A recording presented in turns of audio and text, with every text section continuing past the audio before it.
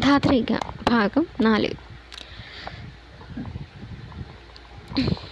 അടുക്കളയിലെത്തിയ മീനു വേഗം പാത്രത്തിന് വെള്ളമെടുത്ത് ഗ്യാസിൽ വെച്ചു. ആവേശത്തോടെ ചായ ഉണ്ടാക്കി ഒരു ഗ്ലാസ്സിൽ പകർന്നു. ചിരിച്ചുകൊണ്ട് നടന്നു. കോണിപ്പടി കയറാനൊരുങ്ങവേ മീനു എന്ന വിളികേട്ട് അവൾ നിന്നു. സൗദാമിനി, ഓ നാശം പിടിക്കാൻ! അവൾ ദേഷ്യത്തോടെ മുറമുറുത്തു. സൗദാമിനി അവളുടെ അരികിലേക്ക് വന്നു. നീ ഇതെങ്ങോട്ടാ? അത് അപ്പൂരിൻ്റെ ചായ കൊടുക്കാൻ അവൾ പറഞ്ഞു. ഈ ചായ ഞാൻ കൊണ്ടുപോയി കൊടുത്തോളാം. നീ പോയാലേ ഇപ്പോഴെങ്ങും തിരിച്ചു വരില്ല.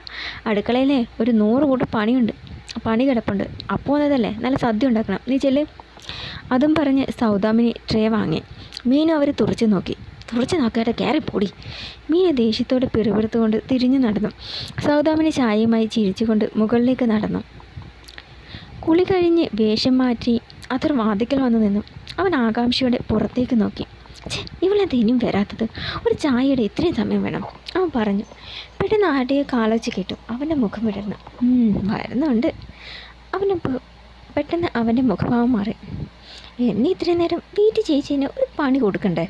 അവൻ ആലോചിച്ചു. പെട്ടെന്നൊരു ഐഡിയ തോന്നി. അവൻ വേഗം ബാഗ് തുറന്ന് അതിൽ നിന്ന് തണുപ്പ് മാറ്റാനായി താനിടാറുള്ള കറുത്ത കമ്പിളിക്കുപ്പായം എടുത്തിട്ടു. പിന്നെ ബാഗിൽ നിന്ന് ഡ്രാക്കുളയുടെ ഒരു മുഖംമൂടി എടുത്തിട്ട് പിന്നെ വാതിലിന് പിന്നിൽ മറഞ്ഞു നിന്നു. ചായയുമായി സൈദാമിനി അകത്തേക്ക് പ്രവേശിച്ചതും യാ എന്നലറിക്കൊണ്ട് അവൻ മുന്നോട്ട് ചാടി. കണ്ണും തുറച്ച് സൗദാമിനി അലറി വിളിച്ചതും വെട്ടിയിട്ട വാഴ പോലെ നിലത്തേക്ക് വീണു. അവർ വന്നു ഞെട്ടി. അയ്യോ അപ്പച്ചി! അവൻ വേഗം മുഖംമൂടി ഊരി മാറ്റി. ദൈവമേ, കാറ്റുപോയാവോ? അവൻ നിലത്തിരുന്ന് മൂക്കിൽ വിരൽ വെച്ചു. ശ്വാസമുണ്ട്, അവൻ ആശ്വാസത്തോടെ പറഞ്ഞത്. ഗോവണി കയറി ആരൊക്കെ വരുന്ന ശബ്ദം കേട്ട് അവനൊന്ന് പതറി. ദൈവമേ, ഇത് കണ്ട പ്രശ്നമാണ്. അവൻ വേഗം കുപ്പായം അഴിച്ചു. എന്നിട്ട് മുഖംമൂടിയും കുപ്പായവും കട്ടിലിനടിയിലേക്കിട്ട് ഒന്നും അറിയാത്ത ഭാവത്തിൽ സൗദാമിനിയെ കുലുക്കി വിളിച്ചു. അപ്പച്ചി, അപ്പച്ചി, എന്ത് പറ്റിയത്? അവൻ ചോദിച്ചു. അപ്പോഴേക്കും എല്ലാവരും അവിടെ എത്തി. ബോധം കെട്ട് നിലത്ത് കിടക്കുന്ന സൗദാമിനിയെ കണ്ട് എല്ലാവരും അമ്പരന്നു. അയ്യോ, സൗദാമിനിക്ക് എന്താ പറ്റിയത്? പാർവതി അമ്പരപ്പോടെ ചോദിച്ചു. അറിയില്ലാമേ, ബഹളം കെട്ട് ബാത്റൂമിൽ നിന്ന് ഇറങ്ങി വന്നപ്പോൾ കണ്ടത് അപ്പച്ചി ബോധം കെട്ട് കിടക്കുന്നതാ, അവൻ പെട്ടെന്ന് പറഞ്ഞു. മീനു സംശയത്തോടെ അവനെ നോക്കി. അവൻ മുഖം വെട്ടിച്ചു. മീനു, നീ ആ വെള്ളം ഇങ്ങടുത്തെ, പാർവതി പറഞ്ഞു. മീനു ജഗ്ഗിലെ വെള്ളം എടുത്തുകൊണ്ട് കൊടുത്തു. മുഖത്ത് വെള്ളം തളിച്ചത് സൗദാമിനി നിലവിളിയോടെ ചാടി എഴുന്നേറ്റു. എല്ലാവരും ഞെട്ടി. എന്താ സൗദാമിനി, എന്താ ഉണ്ടായത്? പ്രഭാകരൻ ചോദിച്ചു. ഞാൻ ചായയുമായി വന്നപ്പോൾ ഒരു ഭീകരരൂപം എൻ്റെ മുന്നിലേക്ക് എടുത്ത് ചാടി. ഞാൻ പേടിച്ച് നിലവിളിച്ചു. അപ്പോഴേക്കും എൻ്റെ ബോധം പോയി. അതിനുവേണ്ടി നെഞ്ചിരിപ്പേറി. ഭീകരരൂപമോ? നിനക്ക് തോന്നിയതാകും, പാർവതി പറഞ്ഞു. അല്ല എഴുതി, സത്യ, ഇവിടെ ഏതോ ദുരാത്മാവുണ്ട്, സൗദാമിനി പറഞ്ഞു. ചുമ്മാ അതും ഇതും പറയാതെ എന്നിട്ട് പോയേ. പിന്നെ ദുരാത്മാവ്, പാർവതി അതും പറഞ്ഞ് ദേഷ്യത്തോടെ എഴുന്നേറ്റ്. ഇന്നലെ മുഴുവൻ വൃത്തിയായി. മീനു, നീ ഈ ചില്ലൊക്കെ പെറുക്കി കളഞ്ഞ് ഇവിടെ ഒന്ന് വൃത്തിയാക്കിയേക്ക്, പാർവതി നടക്കുന്നതിനൂടെ പറഞ്ഞു. ശരി പാർവതി അമ്മേ. അതും പറഞ്ഞ് മീനു താഴേക്ക് നടന്നു. തെല്ല് പരിഭ്രമത്തോടെ അതർവ് നിന്നു. സൗദാമിനി എഴുന്നേറ്റ് വേച്ച് പുറത്തേക്ക് നടന്നു. അലക്സ് അവരെ നോക്കി. എന്താണ് സത്യത്തിലുണ്ടായത്? നീ ആളുമാറി വല്ല കുരുത്തക്കേട് ഒപ്പിച്ചതാണോ? അലക്സ് സംശയത്തോട് ചോദിച്ചു. അത്ര ഞെട്ടലോടെ അവരെ നോക്കി. എന്തു കുരുത്തക്കേട്? നീ അത് പോയേ. അപ്പച്ചി എന്തോ കൊണ്ട് പേടിച്ചതാ, പഴയ തറവാടല്ലേ. അതും പറഞ്ഞ് അവൻ പുറത്തേക്ക് നടന്നു. അലക്സ് നടുവിന് കൈയും കൊടുത്ത് സംശയത്തോടെ അവനെ നോക്കി നിന്നു. എന്തോ ചുറ്റിക്കളിയുണ്ട്, കണ്ടുപിടിക്കാം, അവൻ പറഞ്ഞു. ചൂലും ബക്കറ്റും വെള്ളവുമായി മീനു മുറിയിലേക്ക് വന്നു. ആദ്യം അവിടെ മുഴുവൻ തൂർത്തു. പൊട്ടിയ ഗ്ലാസിൻ കഷ്ണങ്ങളെടുത്ത് കോരിയിലിട്ടു. അടിച്ചു വാരുന്നതിനിടെ കട്ടിലിനടിയിലൊന്ന് ചൂല് നീട്ടി. അപ്പോൾ പുറത്തേക്ക് എന്തോ വന്നത് കണ്ട് അവളൊന്ന് നിമിഷം നിന്നു. ഒന്ന് ഭയന്ന് അവൾ അതെടുത്ത് നോക്കി. മുഖം മൂടിയും കമ്പിളിയെടുപ്പും. അപ്പോഴേക്കും അതർവ് അവിടേക്ക് വന്നു. അതുകൊണ്ട് അവൻ്റെ മുഖത്ത് ഭാവഭേദമൊന്നും ഇല്ലായിരുന്നു. അപ്പോൾ ഇതായിരുന്നല്ലേ അപ്പച്ചി കണ്ട ഭീകരൻ? അവളത് കട്ടിലിലേക്ക് ഇട്ടുകൊണ്ടു ചോദിച്ചു. സത്യത്തിൽ ഇത് നിനക്കിട്ട് വരെ വച്ച പണിയായിരുന്നു, പക്ഷെ കഷ്ടകാലത്തിന് അപ്പച്ചി വന്നു വിട്ടു. അതൊരു കണക്കിന് നന്നായി. അവർക്കിട്ടൊരു 8ൻ്റെ പണി കൊടുക്കാമെന്ന് കരുതി തന്നെയാണ് ഞാൻ വന്നത്. എന്തിന്? അവൾ ചോദിച്ചു. അവൻ കുസൃതി ചിരിയോടെ അവളുടെ അരികിലേക്ക് വന്നു. ഇടുപ്പിലൂടെ കൈയിട്ട് അവളെ തന്നോട് ചേർത്ത് നിർത്തി. അവളൊന്ന് ആശ്ചര്യപ്പെട്ടു. എൻ്റെ ഈ പെണ്ണിനെ കരയിച്ചതിന് നിൻ്റെ കണ്ണ് നിറയുമ്പോൾ പഠിക്കുന്നത് എൻ്റെ നെഞ്ച. അതിനിടവരുത്തി ആരെയും ഞാൻ പുറത്ത് വിടില്ല, അവൻ പറഞ്ഞു. അപ്പോഴും വിട്, ആരെങ്കിലും കാണും. അവൾ പരിഭ്രമത്തോടെ വിടുവിക്കാൻ ശ്രമിച്ചു. അവൻ പക്ഷെ അവളെ തന്നോട് ചേർത്ത് നിർത്തി. എത്ര കാലമായി എൻ്റെ ഈ പെണ്ണിങ്ങനെ ചേർത്ത് പിടിച്ചിട്ട്. അതും പറഞ്ഞ് അവൻ അവളുടെ മുഖത്തേക്ക് നോക്കി. നാണത്താൽ അവളുടെ മുഖം താണു. കരുനീല കണ്ണുകളിൽ അനുരാഗം വിടരുന്നത് അവൻ കണ്ടു. ആരോ ചുമയ്ക്കുന്ന ശബ്ദം കേട്ട് ഇരുവരും ഞെട്ടി അകന്നു മാറി. വാതിക്കലെല്ലാം കണ്ട് കയ്യും കെട്ടി നിൽക്കുന്ന അലക്സിനെ കണ്ട് മീനു പരിഭ്രമിച്ചു. ഓ, അപ്പോൾ നീ എപ്പോഴും വല വീശി പിടിക്കുന്നത് ഈ മീനിനെയായിരുന്നു അല്ലേ? അവൻ കളിയാക്കിക്കൊണ്ട് ചോദിച്ചു. ഞാൻ പോവാം. ചൂലും വെള്ളവുമായി അവൾ നടക്കാനൊരുങ്ങിയതും അലക്സ് തടഞ്ഞു. അങ്ങനങ്ങ് പോയാലോ? അതിഥി വന്നിട്ട് പ്രധാനപ്പെട്ട ആളെ പരിചയപ്പെടാതിരിക്കുന്നത് ശരിയല്ലല്ലോ. അവൾ നിസ്സഹായതയോടെ അഥർവിനെ നോക്കി. അവൻ മുന്നോട്ട് വന്നു. നിനക്ക് എന്താ വേണ്ടേ? ഇവളാരാന്നറിയണം അല്ലേ? ഇതാണ് മിഥില. ഞങ്ങളെല്ലാം മീനു എന്ന് വിളിക്കും. ഞാൻ കെട്ടാൻ പോകുന്ന പെണ്ണ്. അത് പറയുമ്പോൾ അവൻ അവളെ തന്നോട് ചേർത്ത് പിടിച്ചു. അവൾ നിറകണ്ണോടെ അവനെ നോക്കി. കൊള്ളാം, നല്ല ജോഡി. മീനുവിന് എന്നെ അറിയാമോ? അവൻ ചോദിച്ചു. അപ്പോഴും പറഞ്ഞിട്ടുണ്ട്. എന്ത്? ഒരു കാർക്കോടകം കൂടെയുള്ളത് കൊണ്ട് ആ രാത്രി വിളിച്ചിട്ട് അധികം സംസാരിക്കാൻ പറ്റാത്തത് എന്ന്. അതും പറഞ്ഞ് അവൾ ചിരിച്ചുകൊണ്ട് ഓടി. അലക്സ് വായം പൊളിച്ചു നിന്നു. പിന്നെ ദേഷ്യത്തോട് തിരിഞ്ഞ് അഥർവിനെ നോക്കി. അലക്സിനെ നോക്കി ചിരിച്ചു. എടാ ദുഷ്ടാ, കാർക്കോടകനോ? ഇത്രയും നാളും നിഴല് പോലെ കൂടെ നടന്നിട്ട് എനിക്ക് ഈ വിശേഷണം തന്നെ തരണമടാ മഹാഭാവി. അത് പോടാ. വല്ലപ്പോഴും അവളോടൊന്ന് സ്വസ്ഥമായിട്ട് സൊള്ളാൻ അവസരം കിട്ടുന്ന. അപ്പോൾ നീ ചാടി വീഴും. അങ്ങനെയുള്ള നിന്നെ പിന്നെ ഞാൻ എന്താ വിശേഷിപ്പിക്കേണ്ടത്? അഥർ അതും പറഞ്ഞ് കട്ടിലിൽ ചെന്നിരുന്നു. ഏതായാലും കൊള്ളാം നിൻ്റെ പ്രണയകഥ. അവിടെ ആപ്പിള പോലുള്ള സുന്ദരിമാർ നിൻ്റെ പിന്നാലെ വട്ടം ചുറ്റുമ്പോൾ നീതേ ഈ ദാവണക്കാരെ പ്രേമിച്ച് നടക്കുന്നു. അതാണ് അഥർ, അവൻ അഭിമാനത്തോടെ പറഞ്ഞു. ശരിക്കും MTയുടെ സിനിമാ കഥ പോലെയുണ്ട്. പണക്കാരനായ നായകൻ, വേലക്കാരിയായ നായിക, സഹതാപം തോന്നി നായകൻ നായികയെ പ്രേമിക്കുന്നു. തുടർന്നൊരു മരം ചുറ്റി പ്രേമം. ഒടുക്കം ഏതെങ്കിലും കാട്ടിൽ പോയി ഇണചേർന്ന ശേഷം നാട്ടുകാരും വീട്ടുകാരും അറിയുന്നു. തറവാട്ടുകാർ പെണ്ണിനെ നാട്ടിൽ നിന്ന് തല്ലിയൊടിക്കുന്നു. നായകനെ നിർബന്ധിച്ച് വേറെ കല്യാണം കഴിപ്പിക്കാൻ നോക്കുന്നു. ഇതൊക്കെയാണോ ഭാവി പരിപാടി? അലക്സ് അവൻ്റെ അരികിൽ ചെന്നിരുന്നു കൊണ്ട് ചോദിച്ചു. അതിലൊരു ചെറിയ ട്വിസ്റ്റ് ഉണ്ടാകും. നായികയെ നാട്ടിൽ നിന്ന് ഓടിച്ചാൽ അവൾ തനിച്ചായിരിക്കില്ല പോകുന്നത്, ഒപ്പം നായകനും ഉണ്ടാകും. അലക്സ് അമ്പരപ്പോടെ അവനെ നോക്കി. അഥർ, ആർ യു സീരിയസ്? അവൻ്റെ മുഖത്ത് ഗൗരവം നിറഞ്ഞു. യെസ്. കുറച്ചു കാലം കൂടെ കൊണ്ടുവരുന്ന ഉപേക്ഷിക്കാനല്ല ഞാൻ അവളെ സ്നേഹിച്ചത്, മരണം വരെ ചേർത്ത് പിടിക്കാൻ തന്നെയാണ്. നിനക്ക് തോന്നുന്നുണ്ടോ നിൻ്റെ വീട്ടുകാർ ഈ ബന്ധം അംഗീകരിക്കുമെന്നും? അവൻ്റെ മുഖത്ത് വിഷാദം നിറഞ്ഞു. നാട്ടിലെ ഉഗ്രപ്രതാപികളായ മേലെടുത്ത തറവാട്ടിലെ ഇടമറക്കാരൻ ഒരു വാലക്കാരെ സ്നേഹിക്കുന്നുവെന്ന് പറഞ്ഞാൽ ഇവിടെ ഒരു ഭൂകമ്പം തന്നെ ഉണ്ടാകുമെന്ന് എനിക്കറിയാം. പക്ഷെ വയ്യടാ, അവൾ അത്രമേൽ എൻ്റെ ഹൃദയത്തിൽ ആഴ്ന്നിറങ്ങിയിട്ടുണ്ട്. അവളുടെ സ്നേഹം അതൊരു സാഗരമാണ്. അത് നഷ്ടപ്പെടുത്തിയാൽ വേറെ എന്ത് നേടിയെടുത്തിട്ട് കാര്യമില്ല. അതൊക്കെ അറിഞ്ഞു വെച്ചുകൊണ്ട് തന്നെയാണ് ഞാൻ അവളെ ഇഷ്ടപ്പെട്ടത്. വരുന്നത് എന്തോ ചങ്കൂരത്തോടെ നേടാൻ ഞാൻ തയ്യാറാണ്. പക്ഷേ ഒരിക്കലും എൻ്റെ മീനുവിനെ ഞാൻ വിട്ടുകളയില്ല. അങ്ങനെ വന്നാൽ പിന്നെ ഈ അഥർവുണ്ടാവില്ല. അത് പറഞ്ഞപ്പോൾ അവൻ്റെ ശബ്ദം ഇടറി, കണ്ണുകൾ നിറഞ്ഞു. അലക്സ് വല്ലാതെ. എന്താ അഥർവ് ഇത്?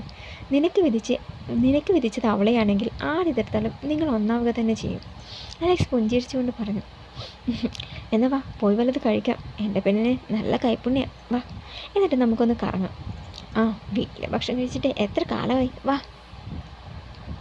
ഇരുവരും താഴേക്ക് നടന്നു. അപ്പോഴേക്കും ടേബിളിലെല്ലാ വിഭവങ്ങളും നിരന്നിരുന്നു. കൈ കഴുകി എല്ലാവരും ഇരുന്നു. ട്യൂഷനിലേത്തെ പാർവതി സദ്യ വിളമ്പി. ഇരുവരും ഊണ് ആസ്വദിച്ച് കഴിച്ചു. അലക്സിന് നിങ്ങളുടെ പാചകമൊക്കെ ഇഷ്ടമായോ? പാർവതി ചോദിച്ചു. നന്നായിട്ടുണ്ട്. ഇത്രയും രുചികരമായ സദ്യ ഞാനിതിനു മുമ്പ് കഴിച്ചിട്ടേ ഇല്ല. സൂപ്പർ, അലക്സ് പറഞ്ഞു.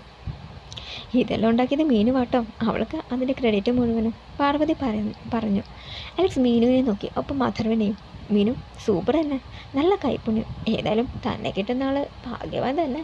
അലക്സ് അഥർവിനെ ഒളിക്കണ്ണിട്ട് നോക്കി പറഞ്ഞു. അവൻ അലക്സിനെ ഒന്ന് തുറച്ചു നോക്കി. അപ്പോൾ എന്നിട്ട് അതിനെക്കുറിച്ച് പറയാനിരിക്കുകയായിരുന്നു ഞാൻ. പാർവതി പറഞ്ഞത് കേട്ട് മൂവരും ഞെട്ടി പരസ്പരം നോക്കി. എന്ത്? അഥർവ ചോദിച്ചു. ഇവളുടെ കല്യാണക്കാര്യം തന്നെ. ആ ബ്രോക്കർ സതീഷിനോട് ഞാൻ പറഞ്ഞിട്ടുണ്ട് നല്ല വല്ല ആലോചനയും വന്നാൽ പറയണമെന്ന്. പാർവതി പറഞ്ഞു. മീനുവിൻ്റെ മുഖം വാടി. അവൾ വേഗം അകത്തേക്ക് കയറിപ്പോയി. പാവം ചേച്ചി ഓർത്ത് അവൾക്ക് സങ്കടം. ഇവിടെ അടുത്ത് തന്നെയുള്ള പല പയ്യന്മാരും ഉണ്ടെങ്കിൽ നോക്കാൻ പറഞ്ഞിട്ടുണ്ട് ഞാൻ. അവരെ സഹായിക്കാൻ നമ്മളല്ലേ ഉള്ളൂ. പാർവതി പറഞ്ഞു. അതെങ്ങനെ അമ്മ? മായേച്ചി നിൽക്കുമ്പോൾ അവൾ കല്യാണം കഴിപ്പിക്കുന്നത് ശരിയാണോ? എന്താ അപ്പോ? മായയുടെ കാര്യം നിനക്ക് അറിയാവുന്നതല്ലേ. അറിഞ്ഞുകൊണ്ട് ഒരു നല്ല ബന്ധം അവൾ കിട്ടുമോ എന്ന് തോന്നുന്നുണ്ടോ? കിട്ടിയാലും അവൾ സമ്മതിക്കില്ല, പാർവതി പറഞ്ഞു.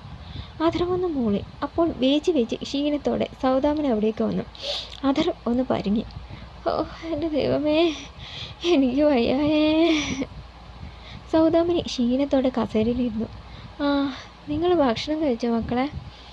ആ, ഇരുവരെ എഴുന്നേറ്റ്. അയ്യോ, മതിയാക്കിയോ? ഒന്നും പിടിച്ചില്ലായിരിക്കും അല്ലേ?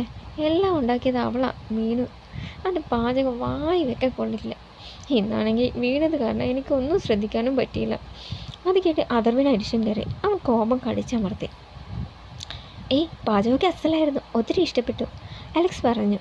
ഇരുവരും ചെന്ന് കൈ കഴുകി. അമ്മ, ഞങ്ങളൊന്ന് പുറത്തൊക്കെ കറങ്ങിയടിച്ചിട്ട് വന്നേക്കാം, അഥർ പറഞ്ഞു. ഓ, അധികം വൈകല്ലേ, പാർവതി പറഞ്ഞു. ശരി. ഇരുവരും യാത്ര പറഞ്ഞ് പുറത്തേക്ക് നടന്നു. അല്ല, എങ്ങനെയാണ് യാത്ര? നടന്നാണോ? അലക്സ് ചോദിച്ചു. പോകാനുള്ള വണ്ടിക്ക് ഇപ്പം വരും. പറഞ്ഞു തീർന്നത് ഹോണടിച്ചുകൊണ്ട് ഒരു ബൈക്ക് കയറ്റി കടന്നു വന്നു. ആ, നീ വന്നു, അതോ ചിരിച്ചുകൊണ്ട് പറഞ്ഞു. ഉമേഷ് വണ്ടി നിർത്തി ഇറങ്ങി. ദാ, നീ പറഞ്ഞതുപോലെ കണ്ടീഷനാക്കിയിട്ടുണ്ട്, ചാവ നീട്ടി അവൻ പറഞ്ഞു. അഥർവ അത് വാങ്ങി. താങ്ക്സ് ഡാ അലക്സ്, ഇതാണ് ഉമേഷ്, എൻ്റെ ബാല്യകാല സുഹൃത്താ. നീ എനിക്ക് എങ്ങനെയാണോ അതുപോലെ ഇവൻ എനിക്കിവിടെ ഇപ്പോൾ വർക്ക്ഷോപ്പ് നടത്തുന്നു. ഹലോ. ഇരുവരും ഷേക്ക് നൽകി. അല്ല, എങ്ങോട്ടാണ് രണ്ടുപേരും കൂടി? ഈ നാടൊക്കെ ഇവരെ ഒന്ന് കാണിക്കണം, അക്കരെക്കാട്ടിലും പോകണം. നീ പാടാ ഒരു കമ്പനിക്ക്. ഇല്ലടാ, അർജൻറ്റായി തീർത്തു കൊടുക്കേണ്ട കുറച്ച് വർക്കുണ്ട്, നമുക്ക് പിന്നെ കാണാം. എന്നാൽ ശരിയടാ, ബൈ. ഇരുവരും വണ്ടിയിൽ കയറി. വണ്ടി ശരവേഗം പാഞ്ഞുപോയി. ഇരുവശത്തുമായി വിളഞ്ഞു നിൽക്കുന്ന പാടങ്ങൾ, അതിന് ഓരത്തു കൂടെ ഒഴുകുന്ന കുഞ്ഞു തോട്, അതിന് കരയിലായി പൂത്തു നിൽക്കുന്ന അതിരാണിയും കാട്ടുചെക്കിയും അരിപ്പൂവും കാണാം. അലക്സ് ഈ കാഴ്ചകളെല്ലാം ശരിക്കും ആസ്വദിച്ചു. വഴിയിൽ കണ്ടവരെല്ലാം അവനെ നോക്കി കൈവീശുകയും കുശലം അന്വേഷിക്കുകയും ഒക്കെ ചെയ്തു. ഇരുവരും കവലയിലെത്തി. ബൈക്ക് നിർത്തി ഇരുവരും ചായക്കടയിലേക്ക് കയറി ചെന്നു. അവരെ കണ്ടതും എല്ലാവരും ബഹുമാനത്തോടെ എഴുന്നേറ്റു. അല്ല, ഇതാര്? നമ്മുടെ തമ്പുരാൻ കുഞ്ഞല്ലേ? വാ, വന്നാട്ടെ, ഇരുന്നാട്ടെ. ചായക്കടക്കാരൻ നാരായണേട്ടൻ അതിയായി സന്തോഷത്തോടെ പറഞ്ഞു. അതൊരു ചിരിച്ചുകൊണ്ട് ബെഞ്ചിലിരിക്കാൻ ഒരുങ്ങിയതും അയ്യോ കുഞ്ഞ്, അവിടെ ഇരിക്കണ്ട എന്ന് പറഞ്ഞ് അകത്ത് നിന്ന് ഒരു കസേര എടുത്തു കൊണ്ടുവന്നു. തോളിലിട്ട് തോർത്തുകൊണ്ട് അത് തുടച്ച് വൃത്തിയാക്കി. ഇങ്ങോട്ട് ഇരുന്നാട്ടെ കുഞ്ഞ്. ഒന്ന് പോ നാരായണേട്ടാ, ഞാനും നിങ്ങളെപ്പോലെ തന്നെ മനുഷ്യനാണ്. നിങ്ങളിവിടെ ഇരിക്കുന്നതല്ലേ, പിന്നെ ഞാനിരുന്നാലെന്താ? അതും പറഞ്ഞ് അവൻ ബെഞ്ചിലിരുന്നു. കൂലിപ്പണിക്കിടയിൽ ചായ കുടിക്കാൻ കയറിയ ബാബുവിൻ്റെ അരികിലാണ് അവൻ ഇരുന്നത്. ബാബു കുറച്ച് നീങ്ങിയിരുന്നു. നീ എന്താടാ അങ്ങോട്ട് നീങ്ങിയിരിക്കുന്നേ? ഇവിടെ ഇരിക്കടാ. അയ്യോ കുഞ്ഞെ, എൻ്റെ മേലാകെ അഴുക്കും പൊടിയും വേർപ്പൊക്കെയാണ്, ഞാൻ ഇവിടെ ഇരുന്നോളാം. ഈ അഴുക്കും പൊടിയും വേർപ്പൊക്കെ എനിക്കും പറ്റാറുണ്ട്, അതുകൊണ്ടേ അത് വേണ്ട, ഇവിടെ ഇരിക്കും. അത് ബാബുവിൻ്റെ കൈ പിടിച്ച് തനിക്കരികിലിരുത്തി. നാരായണേട്ടാ, ചേട്ടൻ്റെ സ്പെഷ്യൽ മസാല വടയും ചായയും പോരട്ടെ, അതൊരു പറഞ്ഞു. നാരായണൻ ഒരു പ്ലേറ്റിൽ 2 മസാല വട വെച്ച് കൊടുത്തു. ഇതാ കഴിച്ചു നോക്ക്, എന്നിട്ട് പറ, ഞാൻ പറഞ്ഞാൽ നിനക്ക് വിശ്വാസം വരില്ലല്ലോ, അതൊരു അലക്സിനോട് പറഞ്ഞു. അലക്സ് ഒന്ന് എടുത്ത് കഴിച്ചു. സൂപ്പർ, പറഞ്ഞതൊക്കെ ഞാൻ തിരിച്ചെടുത്തിരിക്കുന്നു. അലക്സ് അത് മുഴുവനും കഴിച്ചുകൊണ്ട് പറഞ്ഞു. എന്താ കുഞ്ഞു കാര്യം? നാരായണൻ ചോദിച്ചു. അതെ, നാരായണേട്ടൻ്റെ മസാല വട അതിഗംഭീരമാണെന്ന് പറഞ്ഞിട്ട് ഇവന് വിശ്വാസം ഉണ്ടായിരുന്നില്ല. അതൊന്ന് ബോധ്യപ്പെടുത്താൻ വേണ്ടി കൊണ്ടുവന്നതാണ് ഞാനിവനെ. ഇപ്പോൾ സമ്മതിച്ചല്ലോ? സമ്മതിച്ചു മോനെ. ചേട്ടാ, ഒരു 2 വടയും കൊടുത്താ. അലക്സ് പറഞ്ഞത് കേട്ട് അതൊർ വായും പൊളിച്ച് അവനെ നോക്കി, പിന്നെ ചിരിച്ചു. നാരായണൻ 2 വട കൂടി നൽകി. അവനത് അപ്പോൾ തന്നെ കഴിച്ചു. അവരെ കണ്ടതും നാട്ടുകാരിൽ ചില ചായക്കടയിലേക്ക് കയറി വന്നു. എല്ലാവരും കൂടി ചിരിച്ചും കഴിച്ചും ഓരോ വിശേഷങ്ങൾ പറഞ്ഞു. അപ്പോൾ കസവും മുണ്ടും സിൽക്ക് ഷർട്ടും അണിഞ്ഞ് ഗാംഭീര്യമുള്ള ഒരാൾ അവിടേക്ക് വന്നു. കൂടെ വാലുപോലെ ഒരുത്തനും. കണ്ട മാത്രമേ തന്നെ അയാളുടെ ശിങ്കിടിയാണെന്ന് മനസ്സിലായി. അയാളെ കണ്ടതും എല്ലാവരും ഒന്ന് നോക്കി, പിന്നെ മൈൻഡ് ചെയ്യാതെ സംസാരം തുടർന്നു. അത് കണ്ട് അയാളുടെ മുഖം കോപം കൊണ്ട് ചുവന്നു. എന്താടാ എന്നെ കണ്ടിട്ട് ആർക്കും ഒരു ബഹുമാനമില്ലാത്തത്? അയാൾ ഗൗരവത്തോട് ചോദിച്ചു. വാര്യർ സാറേ, ഈ ബഹുമാനം എന്ന് പറയുന്നതുണ്ടല്ലോ, അത് ചോദിച്ചു വാങ്ങേണ്ട ഒന്നല്ല, അത് മറ്റുള്ളവരുടെ മനസ്സിൽ തോന്നേണ്ട ഒന്നാണ്, കേശവൻ പറഞ്ഞു. വാര്യർ കോപത്തോടെ അവനെ നോക്കി. ഇത്രയും കാലം നീയൊക്കെ അത് ചോദിക്കാതെ തന്നെ തന്നിരുന്നല്ലോ. അന്നെൻ്റെ കയ്യിൽ കുറച്ച് പണം ഉണ്ടായിരുന്നു, കാലദോഷത്തിന് അത് കുറച്ചങ്ങ് കൈവിട്ട് പോയി എന്ന് വെച്ച് ഈ വാര്യരെ പാപ്പരായിട്ടൊന്നുമില്ല, ഇന്നും ആ പഴയ ഗാംഭീര്യം ഉണ്ട് എനിക്ക്, അയാൾ പറഞ്ഞു. ബഹുമാനമൊക്കെ നിങ്ങളായിട്ട് കളഞ്ഞു കുടിച്ചതല്ലേ? ക്ഷേത്ര കമ്പനിയിൽ നിന്ന് പണം അടിച്ചു മാറ്റുമ്പോൾ ആലോചിക്കണമായിരുന്നു, സുധാകരൻ പറഞ്ഞു. എന്ത് പറഞ്ഞടാ? ഞാഞ്ഞൂലിന് പത്യം വേണ്ട, വാടക്കിക്കോ. ഈ വാര്യരാരാണെന്ന് നിനക്കറിയാലോ. ആരായാലും എനിക്ക് ഒരു കുഴപ്പമില്ല, തെറ്റ് ചെയ്താൽ ശിക്ഷിക്കപ്പെടണം. സുധാകരൻ പറഞ്ഞു. എന്നാൽ വാടാ ശിക്ഷിക്കാൻ. അതും പറഞ്ഞ് വാര്യർ സുധാകരനെ ആഞ്ഞു ചവിട്ടി. അവൻ നിലത്തേക്ക് വീണു. എല്ലാവരും ഇത് കണ്ട് എഴുന്നേറ്റു. വാര്യർ കലിയോടെ ചെന്ന് സുധാകരൻ്റെ ഷർട്ടിനെ കുത്തിപ്പിടിച്ച് എഴുന്നേൽപ്പിച്ചു. വന നായ, നീ ആരാടാ ഈ വാര്യരെ പറയാൻ? വെട്ടി അരിഞ്ഞു കളയുന്നേ. എനിക്ക് നേരെ കുരക്കുന്ന നീ. അതും പറഞ്ഞ് അവനെ അടിക്കാനായി കൈ ഉയർത്തിയതും ബലിഷ്ഠമായ ആ കൈകളിൽ ഒരു പിടി വീണു. എല്ലാവരും അമ്പരപ്പോടെ നോക്കി. തീ പറന്ന കണ്ണുകളോടെ വാര്യരെ നോക്കുന്നു അധർ. വാര്യരുടെ കണ്ണുകൾ കോപം കൊണ്ട് ചൊലിച്ചു. വിടടാ എന്നെ. അയാൾ പിടിവിടുവിക്കാൻ ശ്രമിച്ചു. അധർ പക്ഷേ കയ്യിലെ പിടി മുറുക്കി. അയാൾ വേദന കൊണ്ടൊന്ന് പൊളഞ്ഞു. അധർ കയ്യിലെ പിടിവിട്ടു. ഇത് കണ്ടില്ലേ, ഇത്രയുള്ളൂ വാര്യർ സാറിൻ്റെ ബലം. ഈ കൈയൊന്ന് ആഞ്ഞു പിടിച്ചാൽ തീരുന്നതേ ഉള്ളൂ എല്ലാം. ടാ, അയാൾ ചീരി. ഹേയ്, വേണ്ട വേണ്ട വേണ്ട വാര്യർ സാറേ. തെറ്റ് ചെയ്താൽ അതാരായാലും അവൻ്റെ മുഖത്ത് നോക്കി ചോദിക്കണം, പറയണം. അതൊരിക്കലും ഒരു കുറ്റമേ അല്ല. പിന്നെ എന്തിനാ വാര്യർ സാർ ഇവനെ വെറുതെ തല്ലുന്നത്? അത് ചോദിക്കാൻ നീ ആരാടാ? ഞാനോ? കൊള്ളാം, ഇത്രയൊക്കെയായിട്ടും വാര്യർ സാറിന് എന്നെ അറിയില്ല എന്ന് പറഞ്ഞാൽ കഷ്ടം തന്നെയാണ് കേട്ടോ. ഡാ വേണ്ട, ഈ വാര്യരാരാണെന്ന് നിനക്ക് ശരിക്കറിയില്ല. അത് ചേട്ടൻ്റെ തോന്നല. ചേട്ടനെക്കുറിച്ച് അധികം തന്നെ എനിക്കറിയാം. 10-12 വർഷമായി കൃഷ്ണപുരം ക്ഷേത്ര കമ്മിറ്റി പ്രസിഡൻറ്റ്. അതിൻ്റെ മറവിൽ കോടികളുടെ കൊള്ള. കഴിഞ്ഞ വർഷം ഭരണമാറ്റം വന്നപ്പോൾ നടന്ന അന്വേഷണത്തിൽ കള്ളത്തരം പിടികൂടി. അന്ന് ഈ തെരുവിലൂടെ വിലങ്ങ് വെച്ച് നിങ്ങൾക്ക് പോലീസ് കൊണ്ടുവന്ന പണം പത്രത്തിൽ കണ്ടിരുന്നു ഞാൻ. അവൻ പറഞ്ഞു.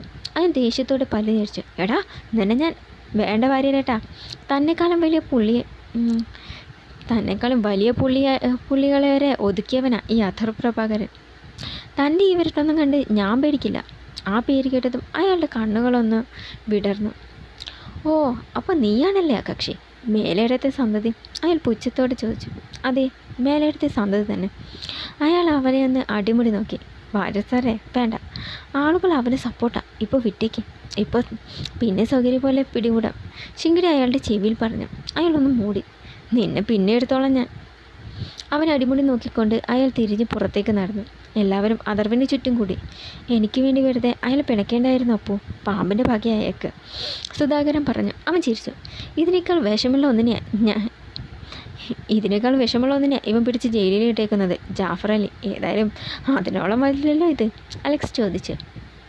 പിന്നല്ലാതെ, അപ്പമോൻ ഈ നാടിൻ്റെ രാജകുമാരനല്ലേ, ഗോപാലൻ പറഞ്ഞു. എല്ലാവരും അത് കേട്ട് കൈയടിച്ചു. ഏതായാലും ഞങ്ങൾ ഇറങ്ങുക. കാശെത്രയായി? ഷർട്ടിൻ്റെ പോക്കറ്റിൽ നിന്ന് പണമെടുത്ത് അത് ചോദിച്ചു. അയ്യോ, കുഞ്ഞിൻ്റെ കയ്യിൽ നിന്ന് പൈസ വാങ്ങുകയോ? അതൊന്നും വേണ്ട, നാരായണൻ പറഞ്ഞു. അങ്ങനെ പറഞ്ഞാൽ പറ്റില്ല.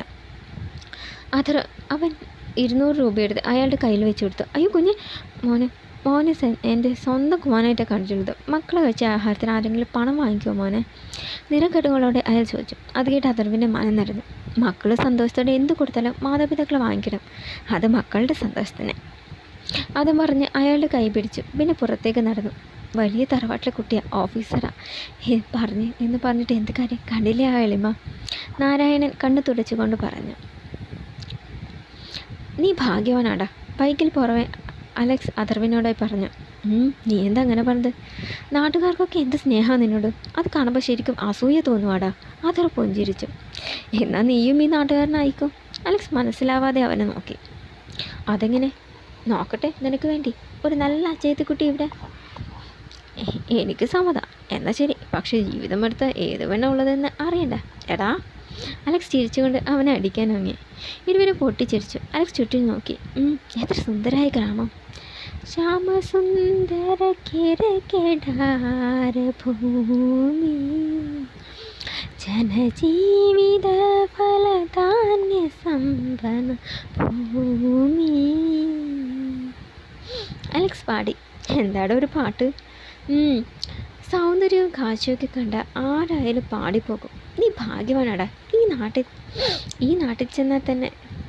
ഞാൻ നാട്ടിൽ ചെന്നാൽ തന്നെ കാണാൻ ഈ കാഴ്ചകളൊന്നുമില്ല. കുറേ ഷോപ്പിംഗ് മാളും ബിൽഡിങ്ങുകളും പാർട്ടിയും പിന്നെ കുറേ വാഹനങ്ങളും. ഒരാഴ്ച കണ്ട് തന്നെ ലീവ് മടുക്കും. നിനക്കെങ്ങനെ ഈ നാട് വിട്ട് വരാൻ തോന്നുന്നു? ഒരു സ്വർഗം തന്നെ. ഇനി എന്തൊക്കെ കാണാതിരിക്കുന്നു. Wait and see. അതും പറഞ്ഞ് ബൈക്കിൻ്റെ വേഗത കൂട്ടി. വണ്ടി മെയിൻ റോഡിൽ നിന്ന് ഇടറോഡിലേക്ക് തിരിഞ്ഞു. ഇരുവശത്തും നിറയെ മരങ്ങളും ചെടികളും നിറഞ്ഞ വിജനമായ സ്ഥലം. വീടുകളൊന്നും അധികമായി കാണാനില്ല. നമ്മളിതെങ്ങോട്ടാണ് പോകുന്നത്? അല്ല സംശയത്തോട് ചോദിച്ചു. അതൊക്കെയുണ്ട്, അവൻ ചെറു ചിരിയോടെ പറഞ്ഞു. ഒരിടത്തെത്തിയതും വണ്ടി നിർത്തി. ചുറ്റും കാടാണ്. ഇതേതാടാ സ്ഥലം? പറയാം, നീ വാ.